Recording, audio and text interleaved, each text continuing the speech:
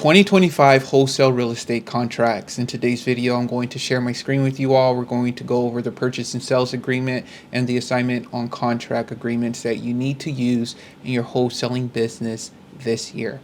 All right, so here's my sample purchase and sales agreement. Getting right into the video, so please be sure to like this video, subscribe, comment down below if you have any questions. I only use a one-page agreement if it's a cash purchase, essentially a wholesale deal. I put a date right here, seller's name, buyer's name. So that would be you, actually. I know when I was first starting out with wholesaling, I don't know, I got confused between seller, buyer, and all these things. But you will be the buyer, and essentially you're going to switch the buyer to a cash buyer, to an investor. So you put your name for right now, and when you find a cash buyer, you're going to assign them to be the new buyer, essentially. And so purchase and sales agreement with wholesaling, it's like you're on your way to buy this property, but before closing on it, you're all like, hey, I actually don't want to buy this property, but I have a friend, an investor who can buy it. And so I'm going to assign them this purchase and sales agreement. I'm going to, have this purchase and sales agreement, but have another contract, which is the assignment on contract, to convey this contract over to them, to say this contract, even though it's in my name, I signed it, we're actually going to put it in my investor's friend's name. That's another way to describe wholesaling. And then I just have right here, this is a contract for the purchase and sales real estate located in Hamilton County, buyer and sell agreement. And this is mostly, I found this contract online, so it's not 100% my own, but I have, tailored it to what I want it to be. So there are some changes. And if you're interested, you can check a link down below. I'll probably put a link down below if you want to download this contract. Street address, the city, state, zip, legal description. Usually if you go on your county's website, for example, you can just search up your county's website, like your county's name. So for example, Hamilton County, and then you can say property search or property assessor's website. And then on those websites, you can find the legal description. But a lot of times you don't even have to do that because the title company will just fill it in for you. Price, buyer will pay, let's say $33,000. Seller will only accept funds paid by cash or check or wire transfer. Earnest money deposit. You don't have to really put anything here if you're not putting a EMD down, but you can put $1,000, and it needs to be at the title company. You pay directly to the title company. You don't pay the seller, the owner of the property.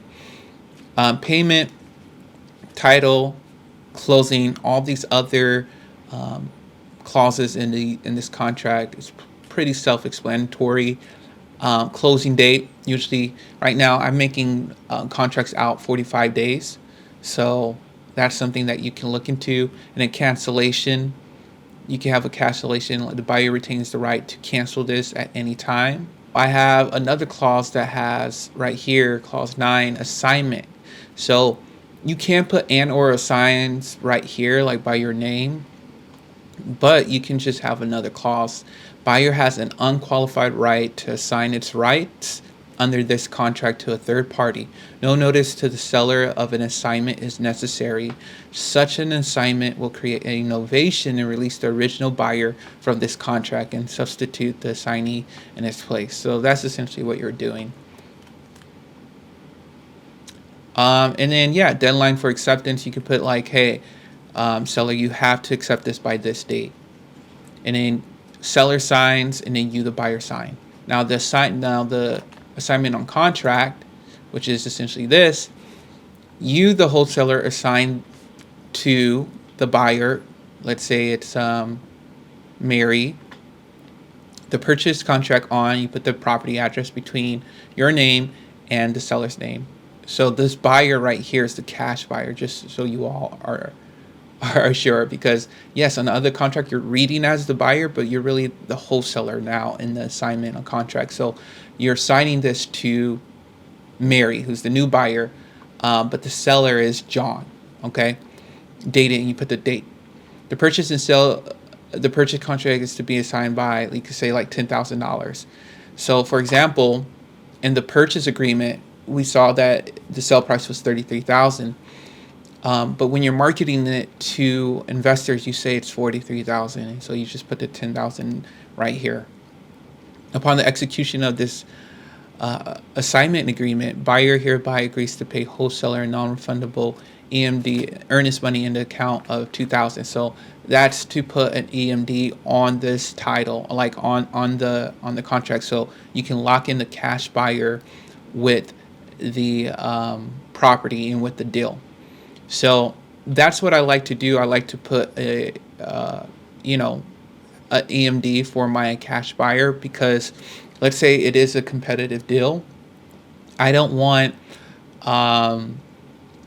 I just want it to be serious, and like I'll just let them know, hey, I'm still going to be marketing the property until the title company lets me know they've received an earnest money deposit from you. And so once I receive that from the cash buyer, then I stop marketing it to other cash buyers. So this is very important. So it's important to do this. Um, and then that gets credit towards you upon the agreed assignment fee at closing. Buyer should close on or before. And so let's say, hey, we can close 2 weeks early. Then you can change the closing date, because under purchase and sales agreement, let's say you put it 45 days out. Let's say you find a buyer in 1 week, 7 days. And then the buyer said, hey, I can close in a week. Then you can change that closing date to just 14 days essentially. And so you put that here. Buyer will be responsible for all closing costs unless otherwise indicated. Closing are an assignment of my contract with the seller to the buyer and are held at this title company. And then wholesaler, you will sign, and then the buyer will sign. And so essentially this contract is to assign this purchase and sales agreement contract over to you, over to the cash buyer. So that contract, everything here on this contract will stay the same, but that contract just changes this buyer from your name to your cash buyer name, essentially. So that's what you would do here. So these are the two main contracts that you would use in wholesale real estate.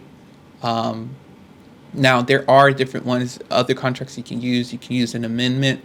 Let's say you need to change something here, purchase and sales agreement, like the closing date, or not really a closing date. Well, yeah, you can do that sometimes. Or something with the payment. Let's say they want you to put an EMD down.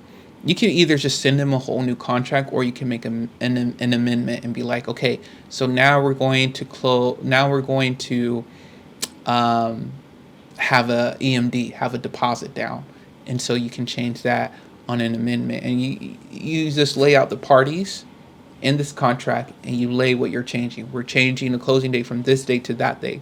We're changing the EMD from $0 to $2,500. And so that's what you do on an amendment. But purchase and sales agreement and assignment on contracts are the main contracts that you need to use in your wholesale real estate business this year. If you all are interested, please let me know. All right, make sure you all like this video, subscribe, and went straight to the point. So hope you all support this video and stay tuned for many more.